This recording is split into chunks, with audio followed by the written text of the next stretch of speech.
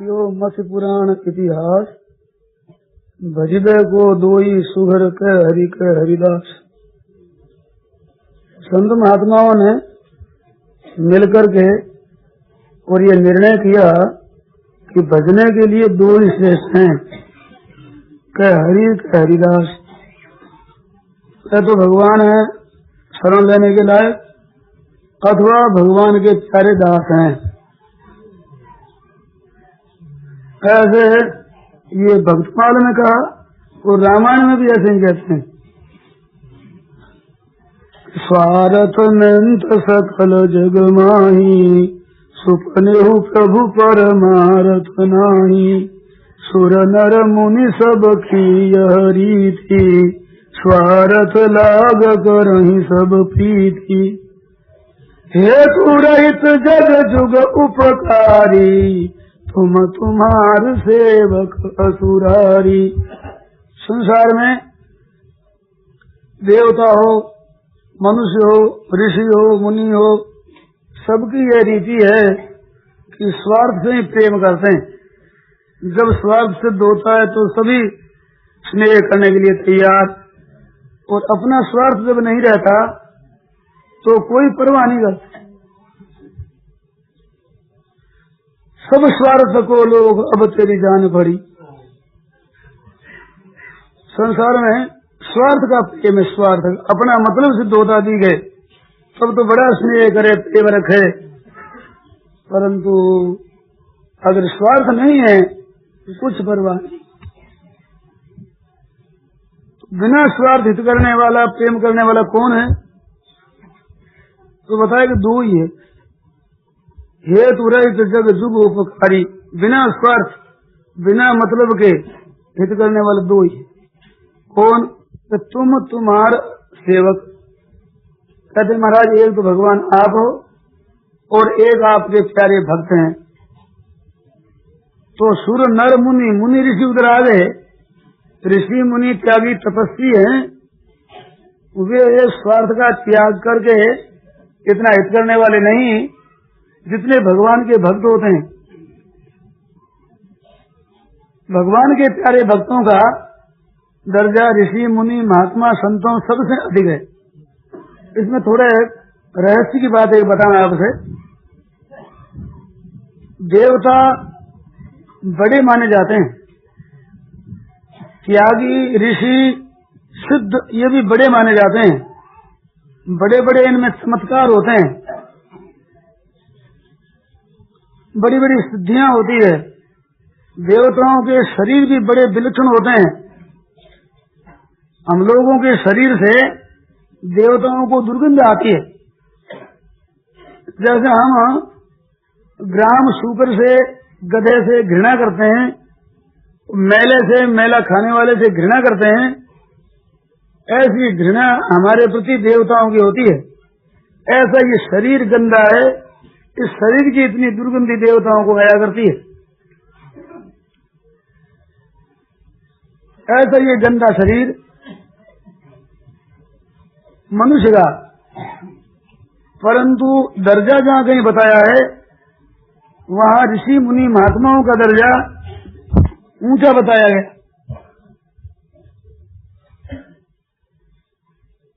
देवताओं से भी कैसे? खूब ख्याल करके आप देखें, इतिहास के देखने से ये प्रतीत होता है कि जहाँ कहीं कोई तपस्या करता है, भजन स्मरण करता है, तो देवता प्राय विघ्न करते हैं। अप्सराओं को भेजते हैं, कामदेव को भेजते हैं, उसको वहां से पतित करने की चेष्टा करते हैं। नरनारायण ने तपस्या की, वहां भी तपस्या अप्सराओं को भेजी। नारद बाबा भजन में लगे, वहां भी उनको टिकाने के लिए भेजा। ऐसे जगह जगह इतिहास आते हैं। ये देवताओं ने किया, परंतु संत महात्मा लोग होते हैं, ये भजन स्मरण में कभी विघ्न नहीं डालते, किंतु भजन स्मरण करवाते हैं, प्रेरणा करके भजन स्मरण में लगाते हैं, त्याग तपस्या में लगाते हैं। तो ऊपर से देवताओं के शरीर बहुत दिव्य होते हैं, वो तेजोमय धातु होते हैं। जैसे हम लोगों के ये पांच भौतिक शरीर होते हुए भी पृथ्वी तत्व की प्रधानता है, ऐसे देवताओं के शरीर में पांचों तत्व होने पर भी वहाँ तेजस तत्व की प्रधानता है। वो तेजस्वी शरीर होते हैं। जैसे चंद्रमा चमकता है, उससे भी विलक्षण उनका तेजस्वी शरीर होता है। वो शरीर भौतिक नहीं होता, इस वास्ते उन देवताओं का पैर या पृथ्वी के ऊपर सटता नहीं, अधर रहते हैं, उनमें वजन नहीं होता। वे चाहे जैसे रूप धारण कर सकते हैं, ऐसा दिव्य शरीर उनका माना है। और हम लोगों के शरीर ये मांस हड्डी आदि का मेला गंदा शरीर माना गया है। परंतु भाव संत महात्माओं का जो ऊंचा होता है, उसके सामने देखा जाए तो देवताओं का भाव बहुत गिरा हुआ।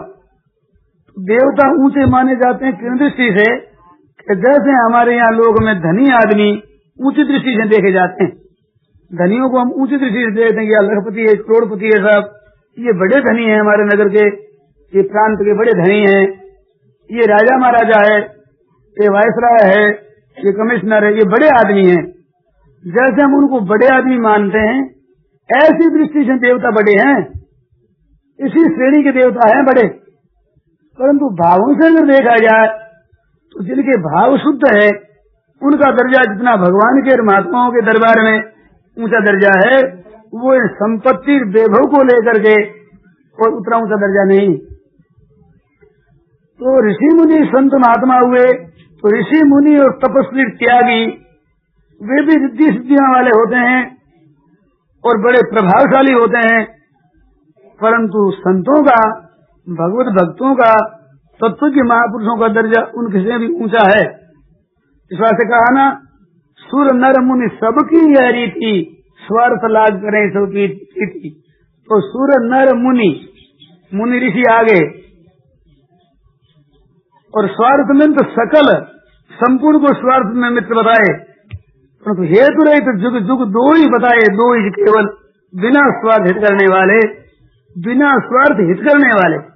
तो हित में बाधा तो क्या दे, हित करने वाले, और हित करने वाले नहीं, स्वार्थ बिना हित करने वाले, उस भी न चाह करके जीवों का परम कल्याण करने वाले, ये दो ही, भगवान और भगवान के प्यारे भक्त।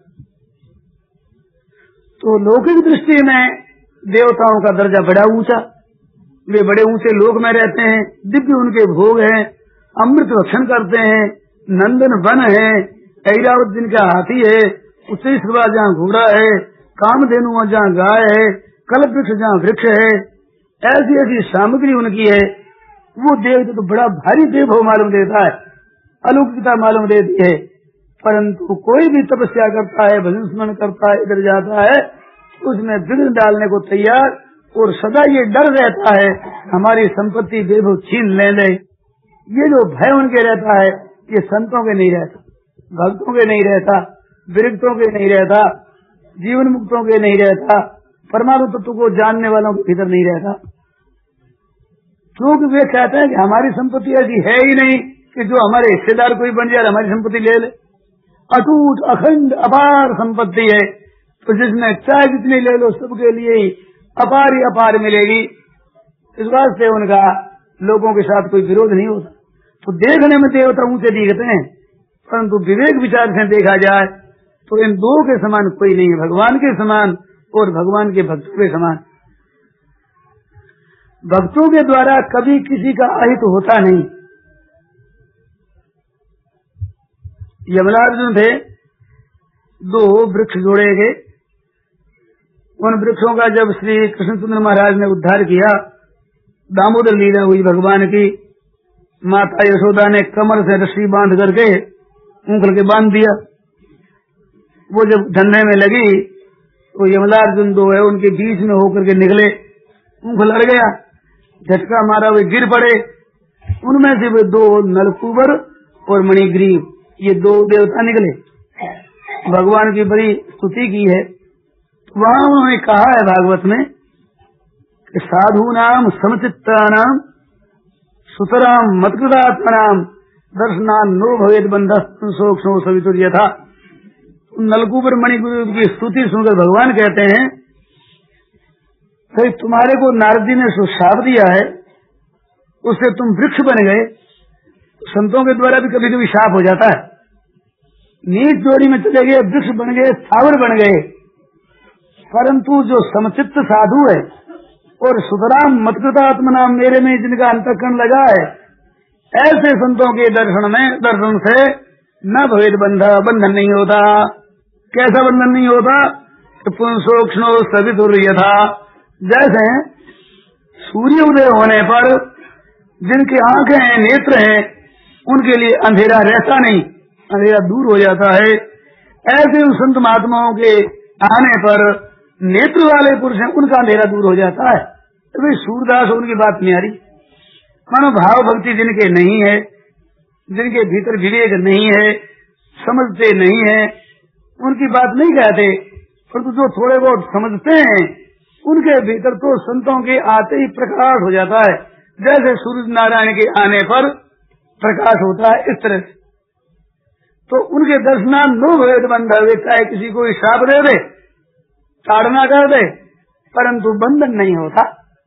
वृक्ष बना दिए, वृक्ष 84 लाख योनि के बीच में जितनी जंगम योनि पशु पक्षी आदि से नीच योनि स्थावर योनि वे वृक्ष बना दिए गए, तो भी कहते मेरे भक्तों के द्वारा बनाए गए, इस बात से बंधन नहीं होता।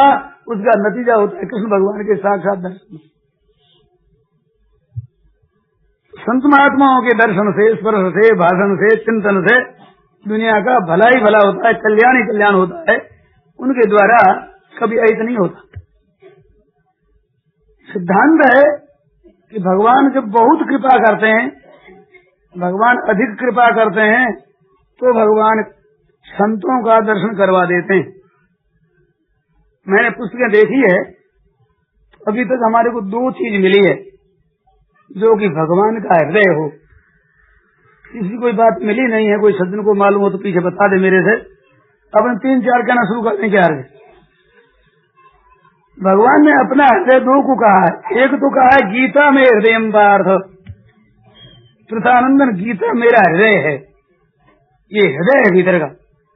ये जितनी मशीन बड़ी चलती है, शरीर चलता है, अगर हृदय फाल्ट फैल हो जाए तो बस मर जाएगा, जीता नहीं रह सकता। तो हृदय है। भगवान कहते हैं मेरा हृदय एक तो है भगवत गीता,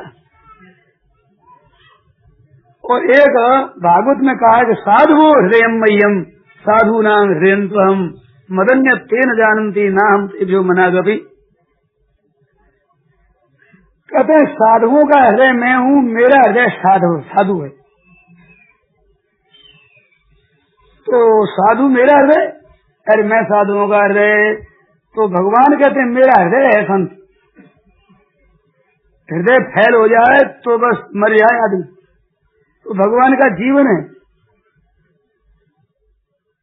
जीवन है भगवान का। इस वजह से भगवान अधिक कृपा करते हैं। तो क्या करते हैं कि संत विशुद्ध मिले परिते ही और चित वही राम कृपा परिजे ही। जिन पर भगवान बहुत कृपा दृष्टि से देखते हैं उनको भगवान अपने प्यारे संतों से दर्शन का मिलान करा देते, और बहुत अधिक कृपा करते हैं उनको भगवत गीता का परिचय हो जाता, गीता मिल जाती है। हृदय दे देते हैं। हृदय उसी को दिया जा सकता है कि जो अपना अत्यंत प्यारा हो। तो ये संत महात्मा है, गीता है, ये भगवान का हृदय। ये किसी को मिल जाए तो देखना चाहिए कि साक्षात हृदय मिल गया हमें। प्रभु की बड़ी भारी कृपा हो गई। यही विभीषण ने कहा है, अब मोहि भाव भरोसा हनुमंता बिनु हरि कृपा मिले नहीं संता। अब भगवान का भरोसा हो गया हमें, क्योंकि संतों का मिलन हो गया। हनुमान तुम जो मिल गए, अब मोहि भाव भरोसा हनुमंता, अब मेरे को भरोसा हो गया। बिना हरि कृपा के संतों का दर्शन नहीं होते, और संतों के दर्शन हो गए तो बस अब मेरे को विश्वास पक्का है कि भगवान की बड़ी भारी मेरे पर कृपा है। जब द्रव्य दीन दयालु राघव तो साधु दर्शन पाइए। द्रवित हो जाते हैं तो वे अपने प्यारे भक्तों का दर्शन करा देते। और कहते थे कि बेटा मेरे दरबार में खजाने में बढ़िया से बढ़िया रत्न ये है, अब इससे तुम लाभ लेना चाहो ले लो। ऐसे संतों के जस गुण बहुत विचित्र हैं। एक और अलौकिक बात बताएं, भगवान की कथा चलती है, भगवान की कथा होती है, दो कथा बताएंगे, एक भगवान एक भक्त की। तो भगवान की कथा के श्रोता तो भक्त होते हैं और भगवत भक्तों की कथा के श्रोता भगवान होते हैं। जहाँ भक्तों की कथा चलती है, भक्तों की महिमा चलती है, वहाँ भगवान स्वयं श्रोता बन करके सुनते हैं विशेष करके, और वे छिपे हुए सुनते हैं। और छिपे हुए सुनने में बड़ा आनंद आता है। कैसे? जैसे एक आप भाई हैं, आपका लड़का कहीं गया, पढ़ लिख करके काम धंधा कर रहा है, आसाम में, मद्रास में, बंगाल में, किसी दूसरे प्रांत में वहाँ काम कर रहा है, और वहाँ से एक भाई आ जाए और वो क्या, उसने तो ऐसा काम किया, बड़ा अच्छा है, बड़ा विद्वान है, ऐसी महिमा करने लगे। तो यहाँ बैठा हुआ पिता, यहाँ बैठा बैठा वो पिता सुनता है और सुन सुन करके खुश होता है, प्रसन्न होता है, और अनजान बनकर पूछता है, हाँ और कहता है वो लड़का कौन है, वो कहाँ का है, क्या करता है, ऐसे पूछता है। और मन में उत्कंठा होती है कि इसकी बात और सुन लें, और सुन लें। हमारा लड़का है ना, हमारा प्यारा पुत्र है, तो माँ बाप की बड़ी खुशी आती है, और परिचय न करके सुनने में बड़ा आनंद आता है। ऐसे भगवान के भक्तों की कथाएं जब चलती है तो भगवान चुपचाप सुनते हैं और बड़ा रस लेते हैं, बड़े खुश होते हैं कि ये कथाएं चलती रहे और सुनता रहूं। तो आज आपने कहा भक्तों की कथा सुनाओ, तो क्या बताऊं, भक्तों की महिमा बड़ी अलौकिक है, बड़ी विचित्र उनकी महिमा है। बिना स्वार्थ हित करने वाले भगवान होते हैं, भगवान से बढ़ करके हित करने वाले भक्त होते हैं। कहते भगवान से बढ़ करके, हाँ, कायदा ये होता है कि भगवान जो कुछ काम करते हैं वो तो ज्यादा नीति है, मर्यादा है, इसको देखना पड़ता है, कर करते हैं, परंतु भक्त लोग तो दया ही कर देते हैं। जैसे जेल खाना है, वहाँ राजा महाराजा जाते हैं तो सबको देखते हैं, जेलियों को प्रबंध भी उनका करते हैं, देख रेख रखते हैं, कायदे कानून सब कार्य देख करके आते हैं। परंतु महाराज कुंवर हो और वो चला जाए जेल में और देखने लगे उन दुखियों को, तो दे दे हुक्म, छोड़ देने, ये कस मारा, छोड़ दो, महाराज म्याद नहीं है, छोड़ो इसको, आ गई दया, छोड़ दिया। अब दरबार पूछते हैं ये क्या किया था, कहते मैंने तो छोड़ दिया, अब मर्जी हो तो पकड़ लो। फिर क्या पकड़े, अब राजकुमार ने छोड़ दिया, अब क्या पकड़े, फिर तुम्हारे कुछ कानून तो देखना चाहिए था। कहते महाराज क्या देखे, बेचारा दुखी बहुत। भगवान नहीं छोड़ सकते, कारण कि भगवान तो कायदे में बंधे रहते। वो ये था माम प्रपद्यन देता हूँ तो सही वजह में यथा और तथा लगी भगवान के, तो यथा और तथा है ना, जैसे भजन करे वैसे भजन करे। और संत महात्माओं के भक्तों की यथा और तथा नहीं, वहां तो आ गई दया, कर दिया उद्धार। एक कोई बड़े वैश्य थे, कहानी सुनावे आपको। वैश्य थे एक भाई, उनके यहाँ घूमते घामते नारद बाबा आ गए, तो बड़ा आदर सत्कार किया। भगवत भक्त था, वैष्णव था, साधु पुरुष था, तो उसने बड़ा आदर सत्कार, भोजन आदि कराया। फिर पूछताछ की, कहाँ जाते हो? हम तो भगवान के यहाँ जाते हैं। बोलो भैया तुम क्या चाहते हो? कहते महाराज और सब साथ आगे सब कुछ, संतान नहीं। आप अगर हमारी एक बात की पूछे हमें भगवान से कि हमारे संतान होगा कि नहीं होगा, कब होगा,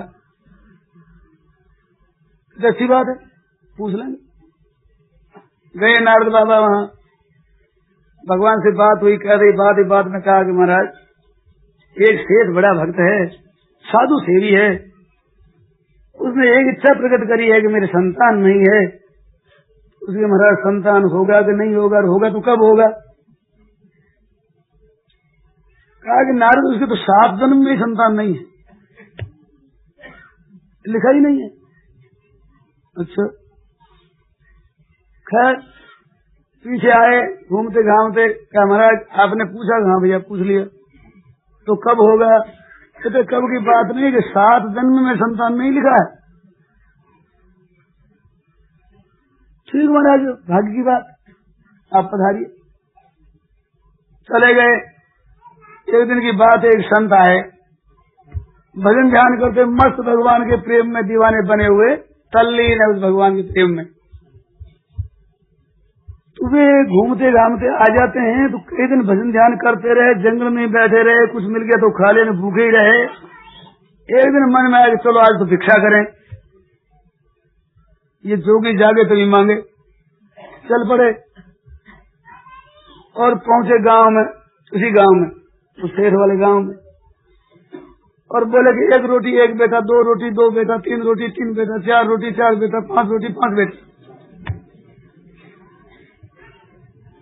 ये आवाज सुनी, वो सेठ भागा, कहा महाराज तो पधारी, तो पधारी। तो 4-5 रोटी दे दी। बस बाबा ने कहा जी 1 रोटी 1 बेटा, 2 रोटी 1 रोटी में 1 बेटा है। यहाँ दे दी, बाबा ने खाकर मस्त हो गए। मस्त होने के बाद महाराज समय पा करके 11-12 महीने में 1 लड़का हो गया उसमें। ऐसे वर्ष 1.5 वर्ष में, 1.25 वर्ष, 1.5 वर्ष में, 2 वर्ष में 1 लड़का, और 5 लड़के हो गए। अब कोई 7, 8, 10 वर्षों से फिर नारद आए घूमते घामते, तो बालकों की टोली खेल रही है। नारद ने पूछा कि सेठ ये बच्चे किसके हैं? कि महाराज राम जी के हैं। अरे भैया बताओ किसके हैं? तो भगवान के हैं महाराज, प्रभु के हैं, राम महाराज के हैं। अरे ये किसके हैं लड़के? तो कहा नहीं महाराज भगवान के हैं। तुम्हारे कहा महाराज? किसने दी? महाराज संतों की कृपा है। अरे तुम्हारे? वो तुम्हारे? हाँ महाराज। अरे इसी रानी के, इस स्त्री के, इस सेठानी के? भगवान के हैं, प्रभु के हैं सभी, हमारी संपत्ति से प्रभाव भगवान का। साक्षात तुम्हारे? महाराज झूठ थोड़ा ही बोलता हूँ। अब तो वहां से गए सीधे बैकुंठ। भगवान ने कहा महाराज मेरी बेइज्जती की, आपने तो कहा कि 7 जन्मों में लड़का नहीं है, 5 लड़के खेल रहे हैं, उसी से रहे। तो भगवान ने कहा भाई किसी संत ने दे दिया होगा। कहते महाराज संत दे दे आपसे बढ़ करके, संतों की बात अलग है। तो मेरे को तो कहा नहीं आपको 7 जन्मों में लड़का नहीं है। तो लड़का नहीं है कहा, लिखा नहीं, यही तो कहा था। ये थोड़ी कहा 7 जन्मों में लड़का नहीं होगा, ये मैंने कब कहा? 7 जन्मों में लड़का लिखा नहीं है इसके, तो बिना लिखे ही हो गए कि भाई संत लिखे, बिना लिखे दे दे। तो महाराज ऐसे वो संत होते हैं? कहा भैया ऐसे होते हैं। महाराज ऐसे संतों की क्या पहचान? कहते बताएंगे कभी। बस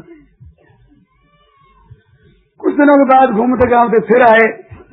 फिर आते ही भगवान ने कहा कि नारद क्या करें, कलेजे में बड़ी पीड़ा हो रही है, हमारे कलेजे में पीड़ा हो रही है। महाराज इसका इलाज क्या है?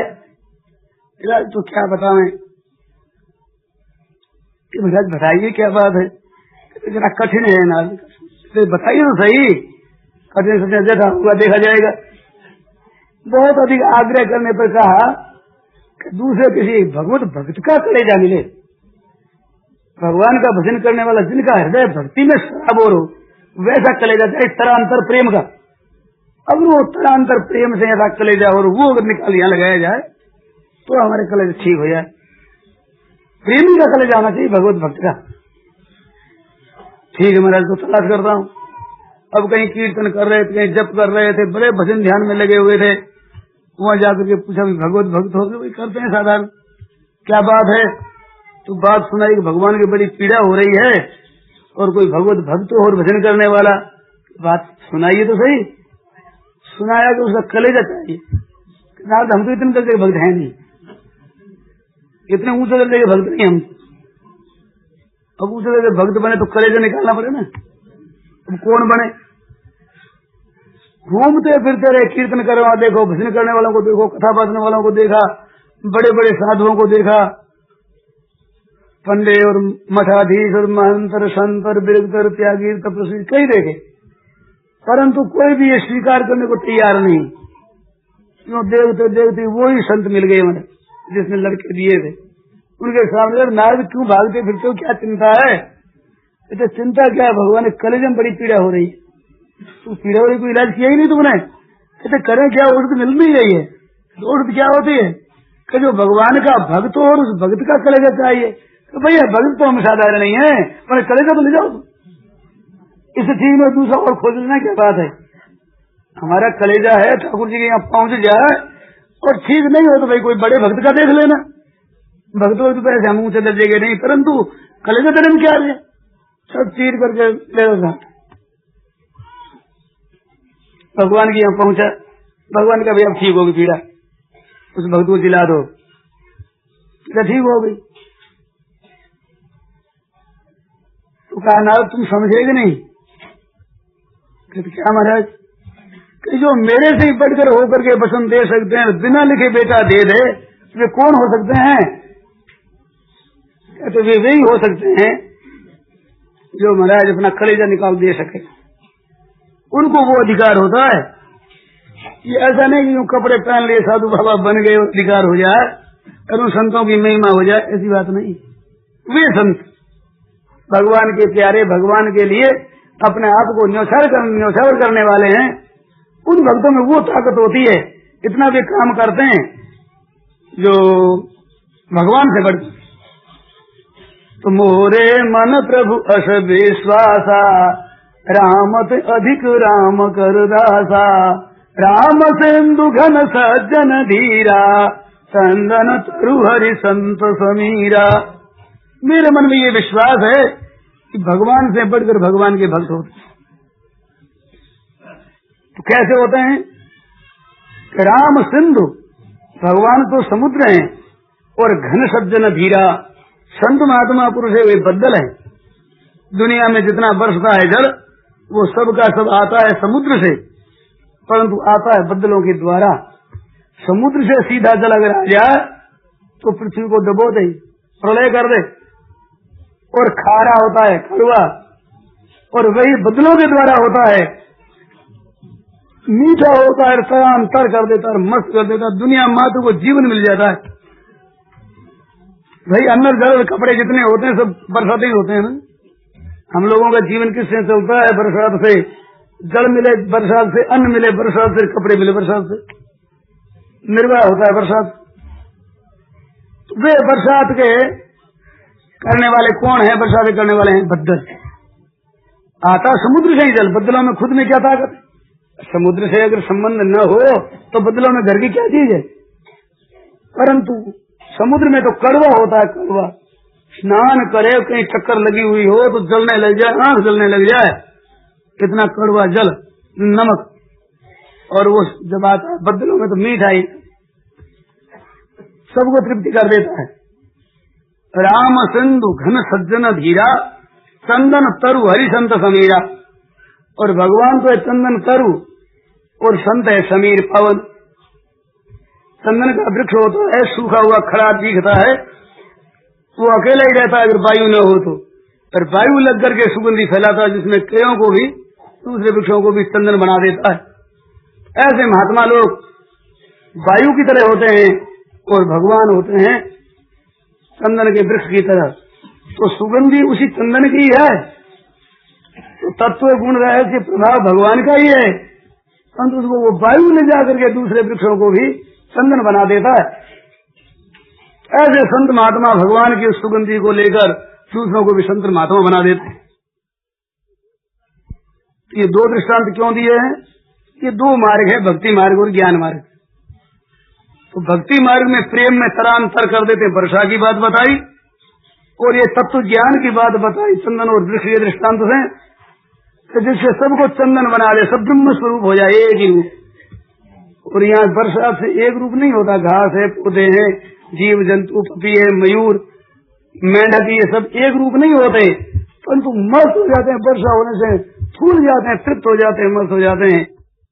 ऐसे भगवान के प्रेमी भक्त जहाँ घूमते हैं और वे संत जहाँ साधक होते हैं और इन चीजों के ग्राहक होते हैं, वे तो बस संतों के जाति उस गांव भर में मस्त हो जाते हैं। जैसे मेंढक है, वर्षा होती है महाराज फूल जाता है, सूखा हुआ चमड़ा पड़ा हुआ रहता है, वर्षा होते यूं फूल जाता है। और पपी और मयूर बोलने लग जाते, पीहू पीहू करने लग जाते हैं और नृत्य करने लगे, दौड़ दौड़ कर बोलते हैं बड़ी मस्ती से। खेती जितनी होती है पत्ती उसकी और तरह दिखने लग जाती है। वर्षा होते ही वृक्षों की ये जितनी जो आभा है, ये रंग है, ये बदल जाता है। ऐसी संसार में विलक्षणता दिखने लगती है वर्षा होते ही। ऐसे उन प्रेमी भक्तों के जाने पर उस देश में, उस प्रांत में, उस गांव में, उस जगह एक विलक्षणता सी छा जाती है, हरा हरापन आ जाता, सब में मस्ती आ जाती है। ये प्रेमी भक्तों की बात। और तत्व के जीवन मुक्त होते हैं, उनके होते महाराज एक सच्चिदानंद घन स्वरूप हो जाते हैं, वहाँ दूसरी कोई सत्ता ही नहीं रहती। ये विलक्षणता बताई तो गोस्वामी जी महाराज कहते हैं कि भाई औरों की बात नहीं कहता, मोरे मन प्रभु अस विश्वासा, हमारे मन में ये विश्वास है कि रामत अधिक राम कर दासा, भगवान के दास भगवान से भी अधिक है।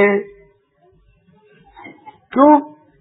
भगवान के बनाए हुए जीव तो बेचारी 84 लाख योनि में जाते हैं, और महात्माओं के बनाए हुए मुक्ति होते हैं, ये नरकों में नहीं जाते। भगवान के संतों के बनाए हुए जीव, भगवान बहुत कृपा करते हैं, बहुत कृपा करते हैं, अधिक कृपा करते हैं तो मनुष्य शरीर दे देते हैं, और भगवान के भक्त कृपा करते हैं तो ये भगवान की प्राप्ति करा देते हैं। तो मनुष्य शरीर तो क्या है, सबसे दुर्लभ कौन शरीरा बताया।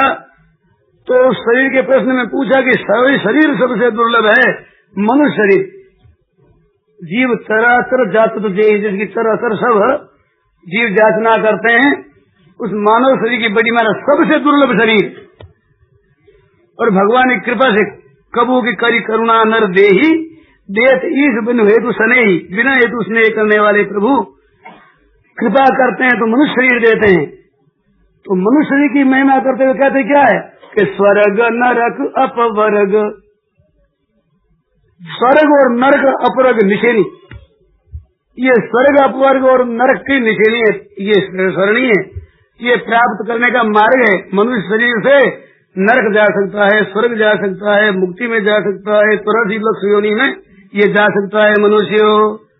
तो भगवान के दिए हुए शरीर से स्वर्ग जा सकता है, भगवान के दिए हुए शरीर से मुक्ति में जा सकता है, भगवान के दिए हुए शरीर बैकुंठ में जा सकता है, जीवन मुक्त हो सकता है, और भगवान के दिए हुए शरीर से 84 लाख योनि में जा सकता है, और भगवान के दिए हुए शरीर से नरकों में जा सकता है। मनुष्य शरीर से पाप किए जाते हैं, उनका फल भोगने के लिए ही तो नरक होते हैं। तो ये जंक्शन है भूसावल का, सब जगह गाड़ी जाती है यहाँ से, ठीक बैठे यहाँ से चारों तरफ गाड़ी चलती। तो ये भगवान के दिए हुए शरीर से तो सब तरफ गाड़ी जाती है, भगवान के दिए हुए शरीर से। और महात्माओं के दिए हुए शरीर से कोई 84 लाख योनि में जाता नहीं, वहां सब बंद है, वहां नरकों में कोई नहीं जा सकता, वहां का टिकट मिलता ही नहीं, वहां संतों को मिलता ही नहीं। वहां तो मुक्ति होती है, परमात्मा की प्राप्ति होती है, कल्याण होता है। इस बात से कहते हैं भाई उनकी महिमा तो भगवान से भी अधिक। ऐसी महिमा शास्त्रों में आई है, बहुत सी पढ़ने में आई, कई बातें सुनाने में थोड़ा संकोच हो जाता है। क्यों हो जाता है कि संत बन बैठे हम लोग ही साधु वेश मात्र से, हम लोग तो वेश मात्र से है। इस वेश में अच्छे अच्छे महात्मा हुए जरूर, जिनके नाम से हमें भी टुकड़े मिलते हैं, परंतु वेश मात्र से भाई काम नहीं चलता, स्वांग मात्र से काम नहीं चलता। मैं तो कभी कभी हंसता हूँ, कई लोग कहते हैं कि महाराज आप महात्मा जी हो, बड़े हो, आप काया रो कल्याण करो हो, ऐसे लोग कहते हैं। मैं कहता हूँ तुम ठीक कहते हो भैया, काया का कल्याण तो हो जाता है। काया के कल्याण का मतलब रोटी मिल जाए, कपड़ा मिल जाए, आराम मिल जाए, काया का कल्याण तो हो गया। ये बात तो तुम सच्ची कहते हो, ठीक। जब रोटी कपड़े पहन लिए तो काया का कल्याण हो गया। अब जीव का कल्याण तो भजन करेंगे तो होगा। काया का कल्याण मतलब शरीर को आराम, काया कल्याण तो नहीं होता है।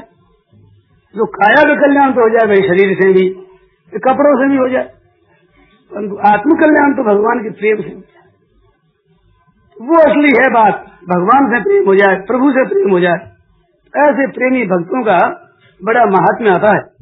ऐसे उस भक्ति की प्राप्ति के लिए भाई हो, बैल हो, ब्राह्मण हो, क्षत्रिय हो, वैश्य हो, शूद्र हो, चमार हो, मैतर हो, कोई जाति का कौन हो, किसी वर्ण का, किसी आश्रम का, किसी संप्रदाय का, किसी वेश का और किसी मत मतांतर मजहब को मानने वाला क्यों न हो, भगवान के दरबार सदा सदा खुला है। आ जाओ भैया, सब आ जाओ। ऐसी एक आपको कथा सुनावे। दक्षिण देश में एक कीवल नाम का गांव, उस कीवल गांव में एक ब्राह्मण परिवार रहता था। तो वो ब्राह्मण था, उस ब्राह्मण के एक बेटा, उसको जब ब्याह गया, वो ब्याह करके लड़की आई, उसकी पुत्र वधू, उसका नाम था सखूबाई। सखूबाई के बचपन में ही माँ बाप मर गए थे और अपने कुटुंबियों ने पाला पोसा, और जब योग्य हो गई तो कन्यादान कर दिया, विवाह कर दिया। वो विवाहित होकर के अपने घर पर आई तो वहां देखती क्या है, उसकी सास बड़ी क्रूर है, उसका स्वभाव बड़ा तेज। सास का स्वभाव तो शांत होता है तो ही बहू के लिए तो तेज हो जाती हो, परंतु जहाँ स्वभाव तेज गांव भर में एक नंबर की, और बहू के लिए कैसी होगी, जरा विचार कर ले भाई और बहन। बहुत दुख देने हुए। सकू आकर वहां काम करने लगी सास के अगाड़ी, तो वो गाली दे, ठोकर मार दे, थप्पड़ लगा दे, तिरस्कार करे, अपमान करे, इस तरह से वो दुख देने लगा। सास दुख देती है। और महाराज पतिदेव भी बड़े क्रूर, वो भी तो उस माँ का बेटा है ना, उधर शोर में कहां से हो। बेचारी सखू के लिए दो आंसू निकाल करके बात किसी से कहे, ऐसा भी कोई सुनने वाला नहीं था। ये बड़ी दुख की अवस्था होती है कि जिस समय कोई दुख की बात, हृदय की बात भी कोई सुनने वाला नहीं, बड़ा कष्ट होता है। दुख की बात है, परंतु बोले न जानू को ये अल्प बुद्धि मन बेगत है, अरे नहीं जाके हरि हो या तो मैं जानू सब। जिसके कोई नहीं होता है उसके भगवान होते हैं। भगवान कहते भाई तुम्हारे कोई सहारा नहीं है तो मैं हूं न। हम लोग जो अटके हुए हैं इन सहारों से, हमारा दुख सुनने वाला भी कोई मिल जाता है, सुख देने वाला भी कोई मिल जाता है। हम किसी के आश्रय भी ले लेते हैं, रुपयों से काम चला लेंगे, भाई बंधु कुटुंबियों से, मित्रों से काम चला लेंगे, तब तक भगवान का अनन्य आश्रय नहीं लिया जाता। तो सकू के लिए कोई आधार नहीं रहा, कोई आश्रय नहीं रहा, तो बेचारी वो भगवान से प्रार्थना करती। बचपन से उसके संस्कार बड़े अच्छे थे, प्रभु को याद करती और रोती भगवान के आगे एकांत में, कहते नाथ ये क्या मेरे को कुटुंब दिया है, बचपन में तो माँ बाप मर गए, इधर आती हूँ देखती हूँ ऐसी मेरे को सास मिली, ऐसे पतिदेव मिले, मेरा तो संसार में कोई नहीं, मैं तो हे भगवान अकेली हूँ सास, मेरा कोई नहीं है। तो मानो भगवान हृदय से कहते कि बेटी मैं हूं ना तेरा, तू क्या दुख पाती, मैं हूं तेरा। ऐसा आश्वासन मिलता है और मन में सद्भावना पैदा होती है कि तेरी भक्ति बढ़ाने के लिए मैंने ऐसा सभी प्रबंध किया, तू मेरा भजन कर। तो उसके मन में आने लगी, ओहो भगवान ने कैसी कृपा कर दी। अगर बचपन में माँ बाप रहते, हृदय से कोई प्यार करने वाले रहते, तो मैं तो मोह में फंस गई होती, मोह हो जाता अंतःकरण में। इधर सास भी अगर अधिक प्यार करने वाली होती तो भी हृदय में मोह हो जाता। तो भगवान ने कैसी कृपा की है। अब भजन को ऐसे वो मस्त रहती, जो वे ताड़ना करते हैं, उदासीन रहते हैं, क्यों ही वो तो भजन करती है, भजन में भगवान में मन लगा है। वाह प्रभु आप बड़ी भारी आपने कृपा कर दी। मनुष्य का कितनी थोड़ चित्त बटा हुआ रहता है, जगह जगह वो चित्त खींचता रहता है, और मेरे पर कैसी कृपा की है कि जिसमें कहीं भी चित्त खींचने की जगह ही नहीं है। वाह कंसारे करुणा निधे जर करो सतकोष कर तुम क्षमा, आप प्रबंध करते हैं, कोई प्रबंध कर नहीं सकता। ऐसे और मस्ती से वो भगवान का भजन करती है और काम धंधा करती है, मतलब मशीन की तरह।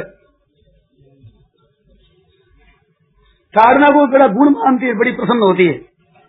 कई दिन हो गए एक दिन की बात है कि वहाँ एक वारकरी संप्रदाय है।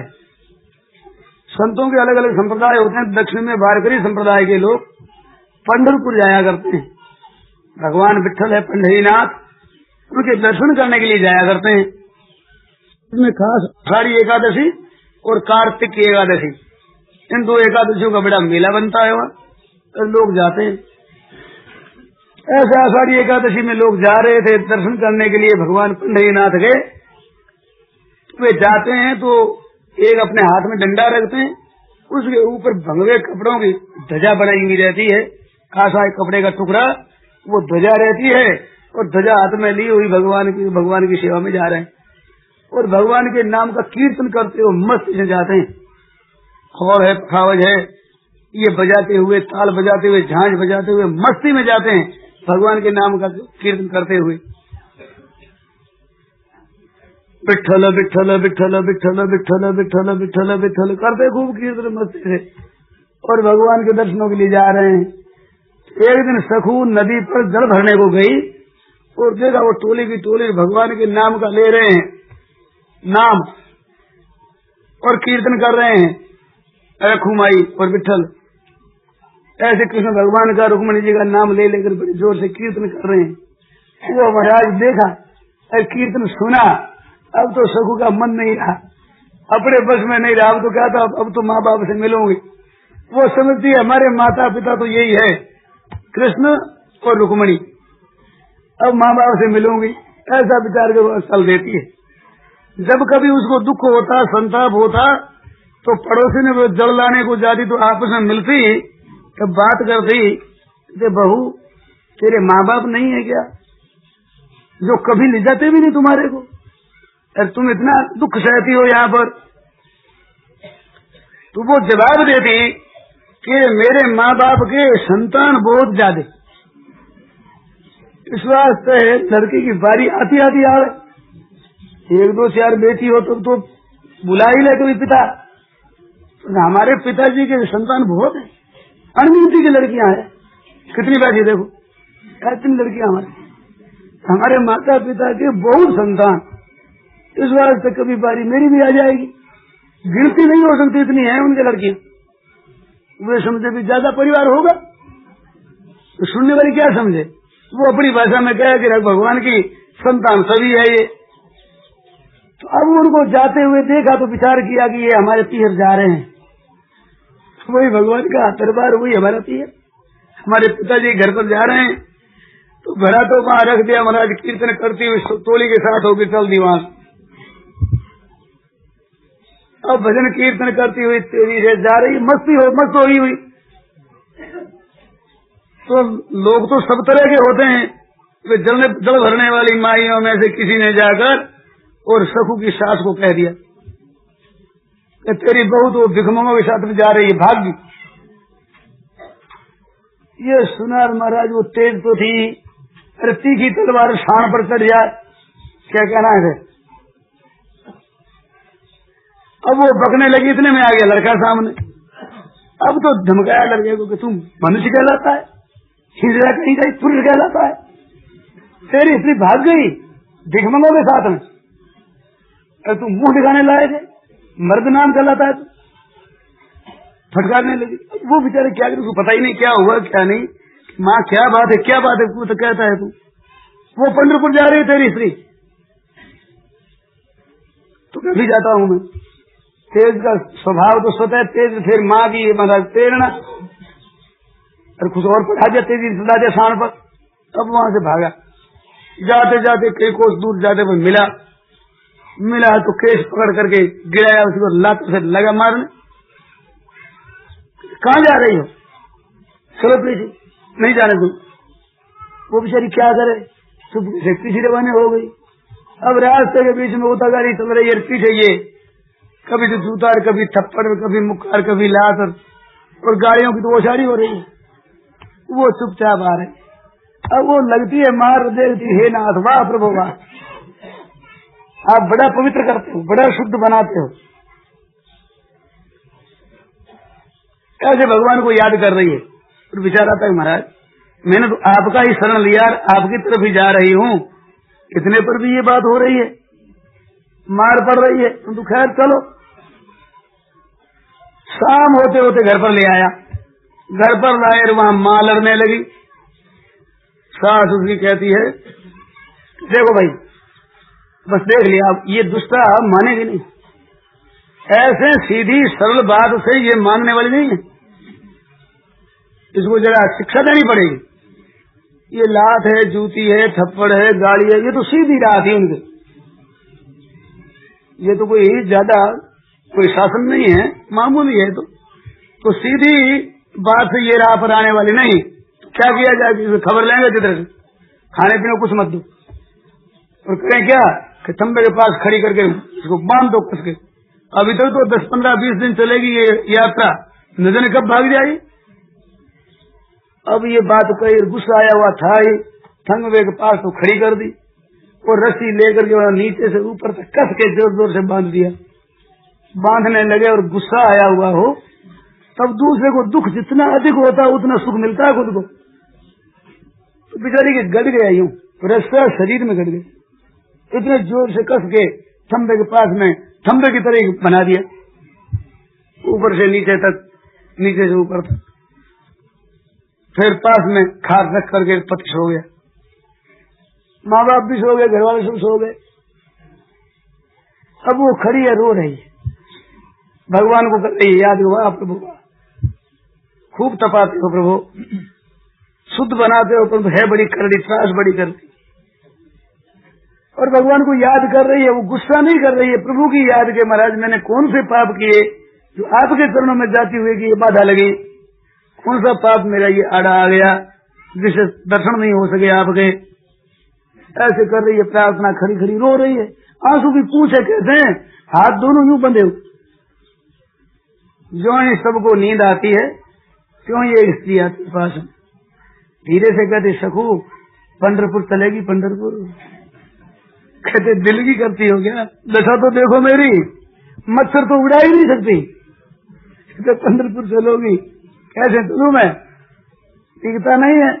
तो उसने महाराज बात की बात में खोल दिया, शर्ट खोल दिया, खोल कर तू जा पंढरपुर, ऐसे कह दिया। अब खुल गई, मन में थी पंढरपुर की, भगवान की याद थी, वो कहकर चल दिया उन्हें। तो वो जब बंधी हुई थी सखू, तो दुनिया को नींद आ गई, पति को नींद आ गई, सास ससुर को नींद आ गई, दुनिया सो गई, परंतु भगवान को नींद नहीं आई। इस बात से स्त्री बढ़ करके पास में और खोल करके और कहा तू जा पंढरपुर। आप ठीक सखू का रूप धारण करके और अपनी माया से वहीं बंध जाते, जैसे सखू बंधी थी वैसे बंद कर खड़े रह जाते हैं। सुबह सखू की सांस उठती है, तो सोकर उठी तो कुछ वो ठंडक आई, गुस्सा दूर हुआ, पता सोरा ये मर जाएगी नहीं कहीं खड़ी खड़ी, तो फिर कोई भी ब्याह नहीं करेगा, कोई ब्राह्मण अपनी बेटी देगा नहीं। तो भाई मारने के लिए किसके पास कन्या पड़ी है जो वो नष्ट करे, इससे हम प्राण निकाल दे। ये चिंता आई, दया नहीं आई, बेटा का ब्याह होना मुश्किल हो जाएगा, ये चिंता आई मन में। और क्या छोरा खोल दे, तो खोल दिया, और कोई बात नहीं, खोल दिया। तो वो तो सास के ससुर के प्रणाम करके पतिदेव के चरण छूकर और घर के धंधे में लग गई। अब चक्की भी पीसती है, गाय भैंस की सेवा भी करती है, झाड़ू देती है। ये भगवान तो सब चतुर, सब काम करने आते हैं इनको, इतने चतुर है, जैसा स्वांग धारण करे ना वैसे वैसे काम करे। अब वो लज्जावती बहू बन करके काम कर रहे हैं। सबने स्नान किया तो सबके कपड़े लेकर गंगा जी गई, वहां सबके कपड़े धोए, फिर जल भरा और सब लेकर उठाकर जल भरती है, लाती है, फिर रसोई में लग जाती है, चौका देकर शुद्धि के साथ रसोई बनाई, रसोई बनकर तैयार होकर करो भोजन। अब सब भोजन करने को बैठे, उनके मन में नहीं आएगी सबको कल की भूखी है, परवाही किसकी। सबने भोजन किया तो भोजन में आज विलक्षणी स्वाद और सुगंधी। कहने लगी आज ऐसी कैसे रसोई बनी, आज तो रसोई बड़ी विचित्र बनी है, बहू ने बड़ी सुंदर बनाई। पुरुषोत्तम भगवान बहू बन गए यहाँ। अब वे रसोई बना रहे, क्या कहना है उस स्वाद का और सुगंधी का। तृप्त हो गए भोजन से, और तृप्ति भूख क्या मिटे महाराज, जन्म जन्मांतर की भूख मिट जाए, भगवान के हाथ का प्रसाद है। सबने भोजन किया। भोजन करने पर सास कुछ ठंडे हृदय से बोली कि बहू तुम भोजन कर ले, मैं परोसूं तेरे को। प्रेम से परोसा। रसोई की सराहना आज हुई है, सकू की रसोई की सराहना। नहीं तो कुछ न कुछ कहती ये कर दिया तुमने, ये कर दिया, ये कर दिया। आज कहती बहू ने बहुत बढ़िया रसोई बनाई, ले बेटा तुम भी जीम ले। अब माँ कहती है सास दे दिया, भोजन परोस दिया। चुप कैसे लज्जा वाली बहू है, जीमे जैसे भोजन कर लिया चुप कैसे। अब भोजन करके और चौका बर्तन को सब बर्तन लेकर के बर्तन मांजे, चौका लगाया, सब शुद्धि करके दोपहर का समय हो गया। अब जाकर के सास की पुरसा भी करने लगी। बहू बड़ी ये तो अच्छी है, ऐसे विचार से सास बड़ी खुश होती है, सेवा कर रही है। शाम को फिर रसोई में लग जाती है, ठीक रसोई बना देती, सबको भोजन करवा देती है। रात्रि होती है, सब सो जाते हैं, अब पतिदेव की तुलसा भी कर रही है, सेवा कर रही है। इस तरह से भगवान तो गृहस्थ का काम चलाते हैं। अब उधर वो सखूबाई वहां से पहुंची, ठेठ गई पंढरपुर। मस्ती आ रही है, भगवान की तरफ जाने के लिए अवसर मिल गया। मोह तो किसी में था नहीं, ना ससुराल में ना नैहर में। उसका तो जो कुछ नैहर है, माँ बाप है, ये कृष्ण भगवान और रुक्मिणी है। मन में हर्ष आ रहा है, आज मैं माँ बाप से जाकर मिलूंगी, बहुत वर्षों से आज पिताजी के दर्शन होंगे। आज मेरी माँ मेरे को हृदय लगाएगी, मेरे मस्तक पर हाथ धरेगी, ऐसे मैं माँ से मिलूंगी। ऐसी चित्त में प्रसन्नता हो रही, वहां से चल दिया। जाते जाते भगवान पंढरीनाथ के दर्शन करती है, मंदिर में जाकर के वहां दर्शन करते ही सामने साष्टांग दंडवत के प्रणाम करके चरणों में गिर कर कहती है कि भगवान मेरे को आपने बुलाया नहीं, कितने वर्ष हो गए, मैं वो दुख पाती रही, कष्ट पाती रही, आपने मेरे को बुलाया नहीं। आपने दिन देरी कर नहीं बुलाया है, तो मैं आपके सामने प्रतिज्ञा करती हूँ कि जीती जी मैं अब जाऊंगी नहीं पीछे, अब तो तुम्हारे चरण में रहूंगा। क्यों नहीं बुलाया मेरे को इतना वर्ष, अब मैं नहीं जाऊंगी। ऐसे कह करके आसन लगाकर सामने बैठ गई और भजन में लग गई। तो भजन के जो प्रेम के सात्विक भाव होते हैं, अश्रुपात है, रोमांच है, स्वरभंग है, गदगद भाव है, आदि आदि रोमांच, ये अष्ट सात्विक भाव पैदा हुए। इन भावों में एक भाव प्रलय होता है, मर जाना। वो मरते मरते में वही राम नाम सत बोल मर गई, मंदिर में ही बैठी बैठी भगवान के सामने। वो मर गई तो मेला लगा था, बहुत से लोग इकट्ठे हुए थे एकादशी के उपलक्ष्य से। तो उन लोगों में केवल के पास में करार नाम का गांव है, उस गांव का एक ब्राह्मण इसको पहचानता था कि केवल के एक ब्राह्मण के पुत्र वधू है ये। उसने देखा, मुर्दा को देख करके विचार किया, ब्राह्मणों के इकट्ठे, तो एक ब्राह्मणी मर गई है, इसको ले चलो चंद्रभागा के किनारे, इसकी दाह क्रिया कर दें, अग्नि संस्कार कर दें। तो ब्राह्मण का अच्छी बात है भाई, ब्राह्मणी मर गई, चलो। सब उठाकर ले गए चंद्रभागा के किनारे, चंद्रभागा में स्नान वान करा करके और काठ ला करके वहां पर फूंक दी। ऐसे सब अपने अपने घरों में चले गए, स्नान करके जलांजलि दे करके सब अपने अपने घर गए जहाँ ठहरे हुए थे। अब सब सो जाते हैं रात्रि में, तो रुक्मिणी जी ने देखा कि बड़ी बेडक फंसावट फंसी। हमारे प्रभु तो वहाँ बड़ी एक लज्जा वाली बहू बन करके सेवा कर रहे हैं, और ये यहाँ आकर के मरी गई, अब क्या दशा होगी। तब महाराज वो जगत जननी जो संसार के सृजति पालती हरति रुख पाय कृपा निधान की वो महाशक्ति जगन माता उनको इकट्ठी करके और जीवित किया, बेटा उठ। महाराज वो तो संपूर्ण जगत के पालन और पैदा करने वाली जगत माता, एक लड़की को जिला देना कौन बड़ी बात थी। वो जी गई और जीते ही देख तो माँ सामने खड़ी रुक्मिणी जी, वो चरणों में गिरती है, वो उठाकर हृदय लगा लेती है, प्यार करती है, ऊपर हाथ रखती है भक्त का भाव होता है ना, राम सदा सेवक रुचि राखी, ये वेद पुराण संत सब साखी। भगवान सदा ही अपने भक्त की रुचि को रखते हैं। सखुबाई के लिए मनोराज्य था कि माँ मिलेगी, हृदय लगाएगी, सिर पर हाथ रखेगी, प्यार करेगी, वैसे ही रुक्मिणी जी ने किया। भाव है उसका भक्त का। और कहा कि बेटा अब तुम जाओ, अपने घर पर जाओ। उसने कहा कि माँ मैं तो प्रतिज्ञा कर चुकी, मैं तो ये प्रतिज्ञा कर ली अब जीती जी कभी नहीं जाऊंगी। तो बेटी तेरी प्रतिज्ञा सिद्ध होगी, अब जीती जी तू नहीं है। यही तो प्रतिज्ञा थी, जीती जी कभी नहीं जाऊंगी। तू तो मर गई थी और तेरे को जला दिया, अब दूसरी तू पैदा हुई है, अब तेरी प्रतिज्ञा पूरी हो गई। जीते रहते नहीं जाना, ये बात ठीक थी, जीती रहेगी नहीं तू। अब मैंने जीवित किया है और मैं कहती हूँ तू ससुराल जा और बड़े आराम से रहे और वहाँ सेवा कर, मेरी भक्त है और तेरे दुख नहीं होगा। माँ का कहना ताले भी कैसे, हुक्म मानकर जो आ गया भैया ऐसे कर वहां से रवाना हुई। कई दिनों से जब घर पर पहुंचती है तो बात क्या होती है कि वो जो भगवान सखु बने हुए हैं वो घड़ा लेकर के जल भरने के लिए आते हैं नदी पर, और वहीं नदी पर आ जाती है सखु। उसको कहते हैं कि ले ये घड़ा ले और घर में जाकर काम कर, हो जाए पंडरीनाथ, कहाँ हो जाए, ठीक दर्शन हो गए, कहाँ हो गए, अब जा। घड़ा उसको दे दिया और भगवान अंदर ध्यान। सखु वैसे ही जा घर में घड़ा रख करके कम धंधे में लग गई। अब सास ससुर को क्या पता है कि वो सखु है कि ये सखु। काम में लगी तो सखुबाई ने देखा कि सास का स्वभाव बदल गया, ससुर का बदल गया, पतिदेव का स्वभाव बदल गया और भगवान के भक्त बन गए, बड़े सर्वरीस चली गई।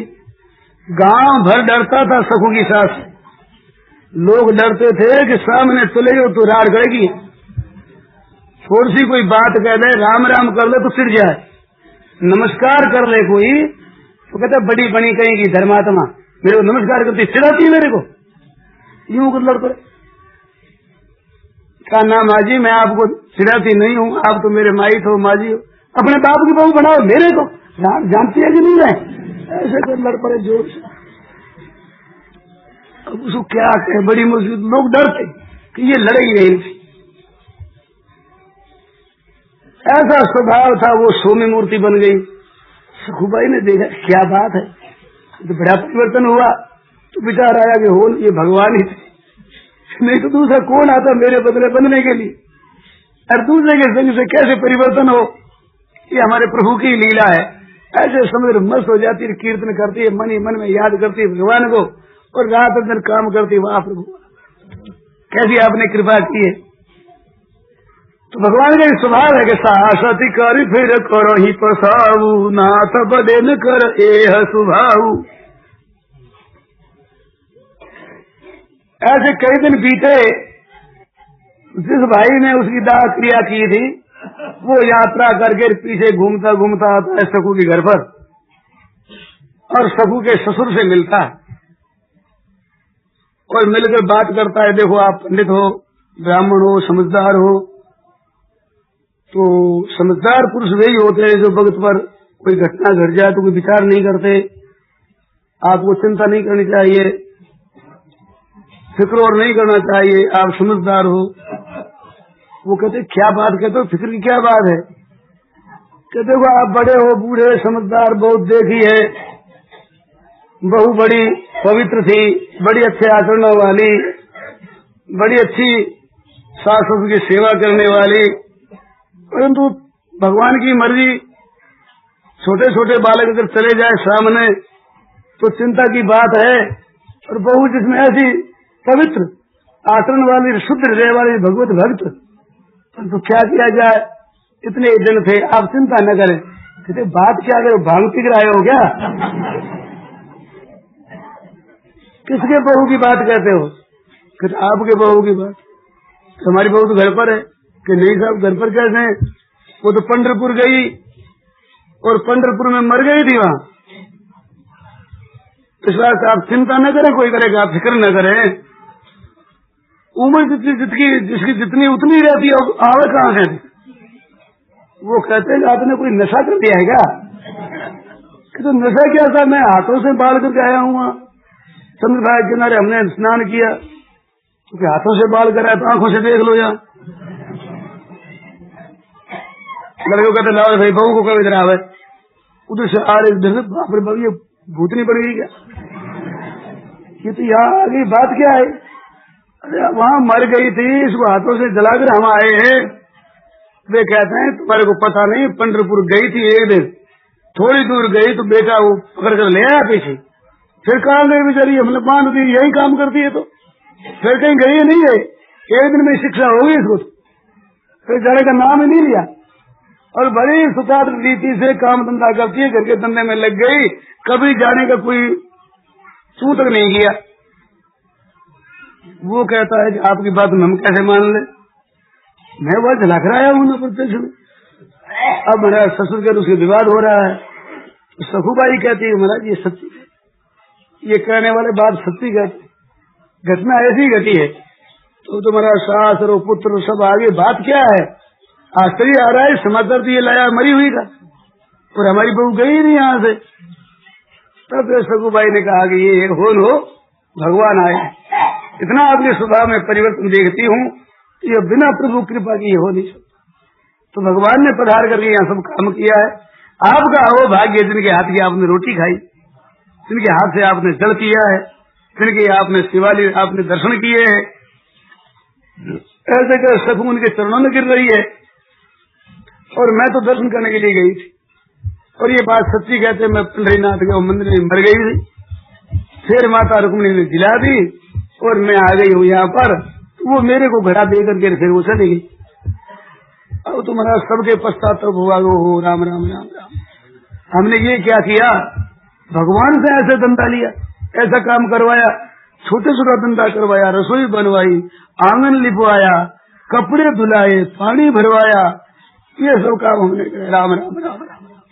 अब वो पश्चाताप पैदा हुआ, जो पश्चाताप पैदा की भक्ति पैदा हुई भगवान के चरणों में। तो प्रणत कुटुम्ब पाल रघुराई, भगवान का स्वभाव है जो कोई शरण हो जाता है उसके कुटुंब का भी पालन करते हैं। तो सखुबाई एक भक्त हो गई, तुम्हारा सास ससुर और पतिदेव को भगवान के दर्शन हो गए और वे भी पवित्र बन गए। भगवत भक्त पैदा हो जाता है, उसके जो पूर्वज जितने हुए बढ़ के पितर लोग, वे नाचने लगते हैं, बड़े प्रसन्न होते हैं। अस्मित कुले वैष्णव हो जाता है, सनस्ताता भविष्यति, हमारे कुल में वैष्णव पैदा हुआ है, भगवत भक्त पैदा हुआ है, हमारी रक्षा करेगा। ऐसे कर देवता लोग राजी होते हैं, पृथ्वी मंडल के सब राजी होते हैं, त्रिलोकी में आनंद छा जाता है।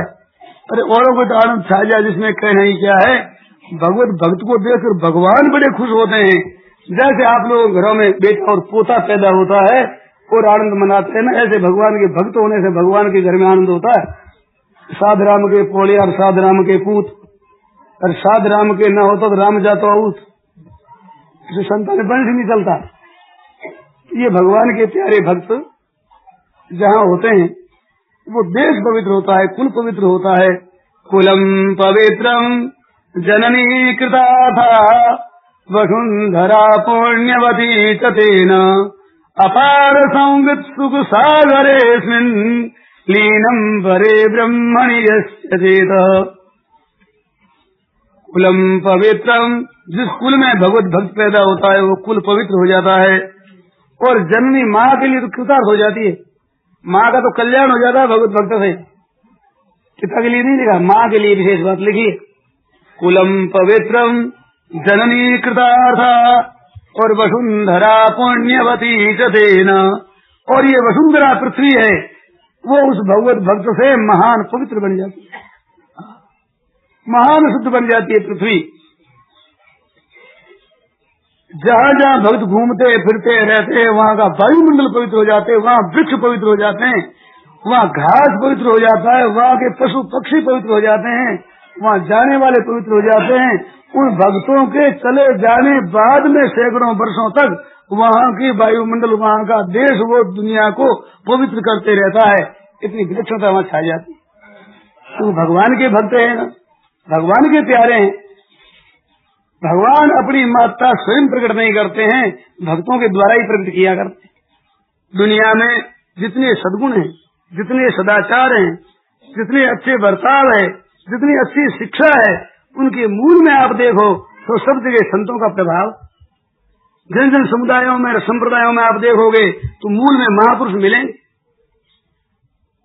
आप जाकर देखें हिंदुओं में कितने संत महात्मा हुए, जिन जिन संप्रदायों में कितने कितने अच्छे अच्छे महापुरुष आचार्य हुए। रामानुजाचार्य है, वल्लभाचार्य है, शंकराचार्य है, निम्बार्काचार्य है, बड़े बड़े आचार्य महापुरुष हुए। उनके संप्रदाय में लाखों और करोड़ों का उद्धार हुआ और हो रहा होगा। तो उन महापुरुषों की कृपा से उनमें सद्गुण है, सदाचार है, नियम है, व्रत है, अच्छे गुण है। जितने अच्छे गुण संसार में दिखते हैं उन महापुरुषों की कृपा है। व्यास जी महाराज अगर न होते हमें क्या पता लगता संसार में कि हमें क्या करना चाहिए, क्या नहीं करना चाहिए। ऐसे अच्छे अच्छे महापुरुष प्रकट न होते और भक्ति द्वारा कैसे कल्याण होता है जीव का, इन बातों का हमें होश कैसे होता। सद्गुण सदाचार क्या होता है, इन बातों का भी ज्ञान नहीं। ये केवल भगवान की कृपा से, महात्माओं की कृपा से। जितने जितने तीर्थ स्थान है, जहाँ कहीं आप जाते हैं, तीर्थ करते हैं, स्नान करते हैं, वे पवित्र देवालय हैं, बड़े बड़े पहाड़ हैं, नदियां हैं, सरोवर है, स्थल है, गुफाएं हैं, पवित्र हैं। उनमें खूब विचार कर आप देखोगे तो संत महात्माओं के संग से तीर्थ बने। गंगोत्तरी से गंगा सागर तक गंगा जी चलती है। हरिद्वार जाकर के वहाँ ब्रह्म कुंड में स्नान करते हैं, जहाँ ब्रह्मा जी ने तपस्या की है, जहाँ सप्त सरोवर है, सप्तऋषियों ने तपस्या की है। ऐसे ऐसे संत जहाँ हो गए गंगा जी के किनारे, गंगा जी का वो प्रदेश परम शुद्ध हो गया, वो प्रदेश तीर्थ स्थल बन गया। जहाँ कहीं आप घूम कर देखो, अयोध्या है साहब, ये मथुरा जी है, ये वृंदावन है, उनको आप पवित्र समझते हो, दर्शन करते हो, स्नान करते हो, वहाँ यात्रा करते हो, विचार कर देखो क्या क्या विलक्षणता है। संत महात्माओं के कारण से वे तीर्थ बने और भगवान के कारण से तीर्थ बने। वे भी भगवान अवतार कब लेते हैं? परित्राणाय साधून, साधुओं के लिए भगवान अवतार लेते। तो संतों के स्थान को लेकर तीर्थ बने और भगवान के अवतार लेने से, घूमने से, पर्यटन करने से तीर्थ बने। मूल में देखा जाए भगवान का अवतार भी संतों के लिए हुआ। उन संत महापुरुषों की कृपा से तीर्थ बने जो पवित्र करने वाले हैं, और वही आचरण, वही श्रेष्ठ शास्त्र, वही वाणी उनकी संतों की, उससे हमें ज्ञान होता है। तो संत महात्मा अगर संसार में न होते तो मैं समझता हूँ कि बिल्कुल अंधेरा रहता, अंधेरा, होश ही नहीं था। हम लोग जन्मते हैं तो पशु की तरह होते, और क्या होता है। जैसे कवि ने कहा है, इंसान और हैवान में क्या फर्क हमें बतला दो। अरे इंसान और हैवान में क्या फर्क हमें बतला दो। भोजन तो पशु भी खाते हैं, श्रम करे और बोझ उठाते, स्त्री को भोगे सो भी जानते, जन्म और मर जान में कोई इनसे अलग बता दो। अरे भैया जन्म और मर जान में कोई इनसे अलग बता दो। इंसान और हैवान में क्या फर्क हमें बतला दो। भाई मनुष्य और पशुआन में क्या फर्क हमें बतला दो। चलन भगन में उत्तम घोड़े, अरे बल में गज भैंसे क्या थोड़े। चलन भगन में उत्तम घोड़े, बल में गज भैंसे क्या थोड़े। धन तो तुम पशुआ बल जोड़े, धन तो तुम पशुआ बल जोड़े, बड़े नहीं इतरान में कोई चाची के बतला दो। अरे भाई मनुष्य और पशुआन में कोई क्या फर्क हमें बतला दो। ऊनी वस्त्रों से जो बढ़ाई, ऊन भेड़ दुम्बों से पाई, रेशमीन सो कीट कमाई, क्या हासिल इतरान में इस घमंड को तुम बिसरा दो।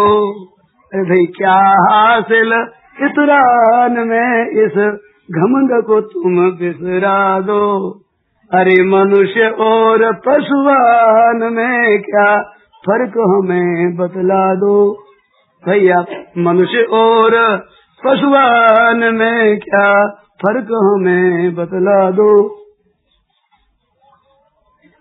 कुश्ती सीखो आप शुतर से और पटे पैंत रहे लो बंदर से। कुश्ती सीखो आप शुतर से पटे पैंत रहे लो बंदर से। राग तो पक्षी पशु सुघर से। आप जो अभिमान करते हैं हम रागनी गाते हैं, कोयल सा कंठ है, मयूर सा कंठ है, फिर कोयल के जैसा होता तो है ही नहीं। ये सुंदरता देखते हो कैसा है साहब, मृग के समान लेते हैं साहब। तो उसकी उपमा लगी, नाक कैसी है सुगे की चाट है, वो भी आपको उससे ही प्रशंसा हुई। आपका तो कितना काम करता है जी, घोड़े की तरह दौड़ता है, घोड़े के समान दुख नहीं चलता। फिर बलवान में हाथी और भैंसे के कम होते हैं, पहलवान होते हैं आप बड़े बड़े, थोड़ा हाथी और वो पहले से ही पहलवान है जन्म से ही। आपको हम धन इकट्ठा कर लिया तो उस पशुओं की कृपा से किया है। खेती करो चाहे और धंधा करो, काम करो, उसी धन इकट्ठा हुआ। आपको हम बड़े बढ़िया कपड़े पहनते हुए नंगे ही घूमते हैं, तो कपड़े किए कहाँ से, लाए कहाँ से? उन्हीं वस्तुओं से जो बढ़ाई उन भेड़ दुम्बों से पाई। उनके बेचारे स्वतः से देव कतर करके आपने बना करके बड़ा अभिमान कर लिया। आपके पास था क्या?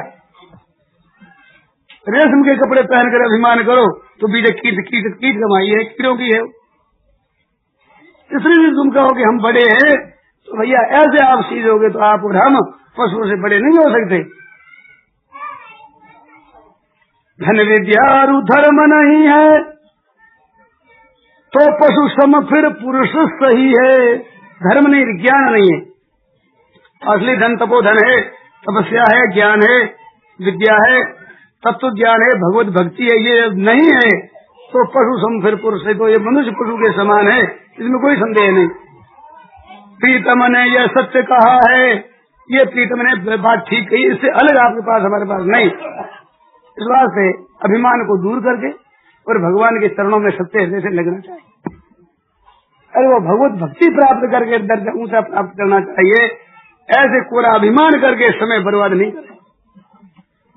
भगवत भक्त होते हैं भगवान के प्यारे, वे भगवान की तरफ चलते हैं, भगवान को याद करते हैं, प्रभु का स्मरण करते हैं, वे मस्त हो जाते हैं। तो मस्त किससे होते हैं? भगवान से। वो भगवान से अधिक भगवत भक्त हो जाते हैं। उनमें अधिक भी आता कहाँ से? आता है भगवान से ही। उनमें विलक्षणता आती है, वो विलक्षणता आती भगवान से ही। क्यों आती है? भगवान की तरफ वो चल पड़ते हैं ना, प्रभु की तरफ चलते हैं, प्रभु से प्रार्थना करते हैं, इस बात से प्रभु में मिल जाते हैं।